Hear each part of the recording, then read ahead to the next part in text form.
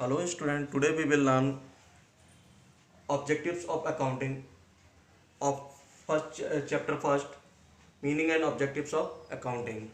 ठीक है, अब objectives of accounting क्या है?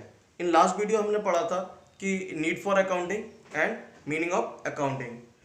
इन दिस वीडियो हम पढ़ेंगे ऑब्जेक्टिव्स ऑफ अकाउंटिंग. अब ऑब्जेक्टिव्स ऑफ अकाउंटिंग एग्जैक्टली क्या है? ऑब्जेक्टिव्स ऑफ अकाउंटिंग का मीन्स क्या है, पहले तो हम उसके बारे में जान लेते हैं. ऑब्जेक्टिव्स ऑफ अकाउंटिंग का मीन्स है कि हमारा बिजनेस में अकाउंटिंग को इन्वॉल्व करने का क्या उद्देश्य है, या अकाउंटिंग हम किस पर्पज से बिजनेस में इन्वॉल्व कर रहे हैं, किस क्या चीज़ें जानने के लिए हम बिजनेस में अकाउंटिंग का यूज़ कर रहे हैं. ठीक है, तो ये इसका ऑब्जेक्टिव हो जाएगा. ठीक है, यहाँ पर कह रहा है टू कीप. अब पहला पॉइंट है हमारा to keep systematic records of business transactions. जब हम अकाउंटिंग यूज़ करते हैं इन बिजनेस, तो इसका हमारा पहला मकसद क्या होता है? To keep the systematic records of business transaction. जो भी हमारी बिजनेस ट्रांजेक्शन हो रही हैं, बिजनेस ट्रांजेक्शन से मीन्स जैसे जर्नल बनाना, लेजर बनाना, ट्रायल बैलेंस बनाना. ठीक है, तो ये जर्नल, लेजर, ट्रायल बैलेंस जो भी, या ट्रेडिंग पी&एल बैलेंस शीट, जो भी चीज़ें हम बना रहे हैं वो एक सिस्टमेटिक वे में डेट वाइज, सीक्वेंस वाइज सारी चीज़ों को प्रिपेयर करेंगे. ठीक है, नेक्स्ट पॉइंट आता है हमारा टू कैलकुलेट प्रॉफिट और लॉस. हमें अपने बिजनेस की प्रॉफिट और लॉस को कैलकुलेट करने के लिए भी अकाउंटिंग की रिक्वायरमेंट होती है. अगर हम अकाउंटिंग यूज़ नहीं करेंगे तो हमारा बिजनेस का प्रॉफिट और लॉस पता नहीं चलेगा. ठीक है, तो उसके लिए भी हम अकाउंटिंग का यूज़ करते हैं. नेक्स्ट पॉइंट आता है to know the exact reason of net profit और नेट लॉस. अब फर्म के अंदर, हमारे बिजनेस ऑर्गेनाइजेशन के अंदर या बिजनेस के अंदर हमें नेट प्रॉफिट हुआ, नेट लॉस हुआ, अब एग्जैक्टली उनके रीजंस फाइंड आउट करेंगे कि किन किन चीज़ों के बेसिस पर हमने क्या ऐसी चीज़ें यूज़ की थी बिजनेस में जिनके बेसिस पर हमें प्रॉफिट हुआ, या फिर हमने ऐसी कौन सी गलतियां की जिनकी वजह से हमें बिजनेस में लॉस हुआ. तो इन सारी चीज़ों के बारे में भी हमें पता चल जाता है एग्जैक्टली जब हम स्टेप बाय सारी चीज़ों को फॉलो करते हैं. ठीक है, नेक्स्ट पॉइंट आता है to ascertain the financial position of the business. To ascertain the financial position of the business का मीन्स क्या है कि हम अपने बिजनेस की exactly financial position find out करते हैं. अब एग्जैक्टली फाइनेंशियल पोजीशन कब पता चलेगी? जब हम प्रोसेस को सिस्टमेटिक वे में लेकर के चल रहे होंगे. सिस्टमेटिक वे से मतलब है, जैसे मैंने बताया था, journal, ledger, trial balance, trading P and L and balance sheet. जब साल का अंत होगा तो साल के अंत में क्या होता है, हर बिजनेसमैन को अपने बिजनेस की फाइनेंशियल पोजीशन को फाइंड आउट करने के बारे में वो रहता है, क्रेज रहता है. ठीक है, कि उसकी बिजनेस की प्रेजेंट टाइम में फाइनेंशियल पोजीशन क्या है. ठीक है, at the end of year.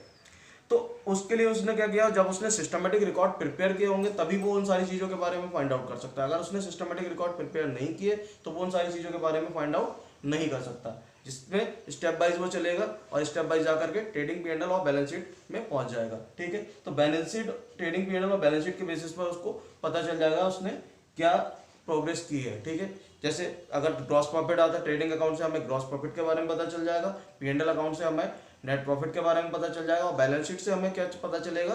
Balance sheet से हमें पता चल जाएगा बिजनेस में हमारे कितने डेटास हैं, हमारे कितने क्रेडिटर्स हैं, बिजनेस में हमारी कितनी एसेट्स हैं, हमारी कितनी लायबिलिटीज हैं, किसको कितना पैसा लेना है, किससे कितना पैसा लेना है, किसको कितना पैसा देना है. ये सारी चीज़ें हमारी ट्रेडिंग पी&एल और बैलेंस शीट से क्लियर हो जाती हैं. ठीक है, नेक्स्ट पॉइंट आता है to ascertain the progress of the business from year to year.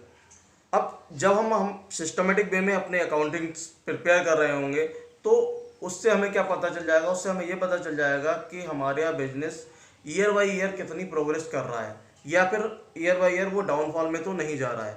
अब ये ईयर बाई ईयर प्रोग्रेस का मतलब है, मान लो 2015 में जब हमने अकाउंट बनाए तो 2015 में हम उसकी पूरी फाइनेंशियल पोजीशन हमारे पास में balance sheet, trading P and L, balance sheet पड़ा हुआ है. ठीक है, अब इसी तरह से हमने 2016 के अकाउंट प्रिपेयर किए, उसकी भी ट्रेडिंग पी&एल और बैलेंस शीट पड़ी हुई है. ठीक है, अगर हम 2015 और 2016 के ट्रेडिंग पी&एल और बैलेंस शीट को कंपेयर करें, ठीक है, अब कंपेरिजन में मान लो सपोज दैट कि हमारे पास में प्रॉफिट था 10,000.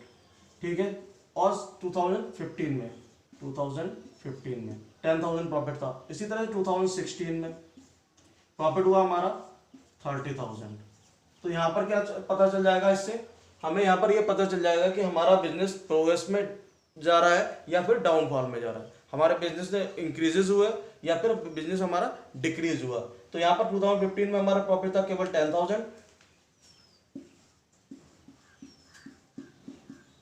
ठीक है, प्रॉफिट था हमारा 10,000 और 2013 में हुआ हमारा वो 16 में हुआ हमारा प्रॉफिट 30,000।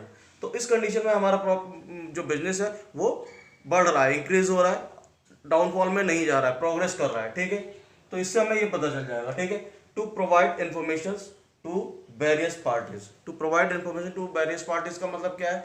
अब लास्ट वीडियो में भी मैंने बताया था कि हमारे बिजनेस में बहुत सारे पर्सन्स होते हैं जो इंटरनली और एक्सटर्नली हमारे बिजनेस से कनेक्टेड होते हैं, बिजनेस से हमारे जुड़े हुए होते हैं। ठीक है, तो उनको हमारे बिजनेस के बारे में टाइम टू टाइम ये जानने की वो रहती है कि हमारा ये जिससे हम जुड़े हुए हैं वो बिजनेस किस पोजीशन पर स्टैंड कर रहा है या कहाँ पर है प्रेजेंट टाइम में, वो उसमें प्रॉफिट में जा रहा है या लॉस में जा रहा है। तो इसलिए जो भी उससे रिलेटेड हमारी इंटरनली और एक्सटर्नली पर्सन्स जो भी होते हैं उनको उन सारी चीज़ों की रिक्वायरमेंट होती है। इंटरनली जैसे हमारा मैनेजमेंट है, ठीक है, अगर मैनेजमेंट को प्रॉपर इन्फॉर्मेशन होंगी तो वो प्रॉपरली इस चीज़ों को मैनेज कर सकता है। ठीक है, या फिर जो मैनेजर है वो मैनेजर उसका जो है वो प्रॉपरली चीज़ों को मैनेज कर लेगा। ठीक है, या फिर अब आता है हमारी ये इंटरनली आ गई, एम्प्लॉयज़ भी हैं, इंटरनल में हमारे एम्प्लॉयज़ भी आ जाएंगे। एम्प्लॉयज़ क्यों आ जाएंगे? क्योंकि एम्प्लॉयज़ को भी ये रहता है कि हम जिस बिजनेस से जुड़े हुए हैं, जिस काम में जुड़े हुए हैं, जहाँ से हम वर्क कर रहे हैं, वो हमारे लिए फ्यूचर में कितना सिक्योर रहेगा, कितना सिक्योर नहीं रहेगा।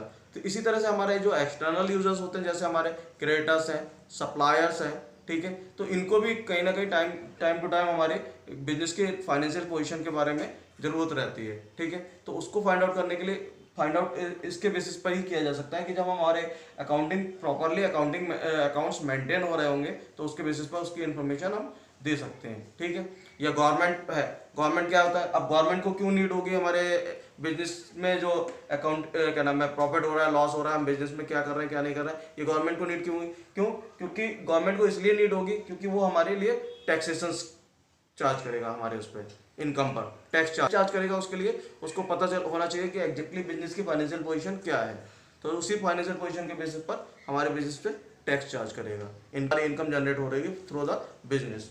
ठीक है, तो ये ओवरऑल हमारे सर्टेन पॉइंट्स हैं जिनके बेसिस पर हम ये क्लियर कर सकते हैं कि हमारा बिजनेस में का ऑब्जेक्टिव क्या है, बिजनेस में अकाउंटिंग का ऑब्जेक्टिव क्या है।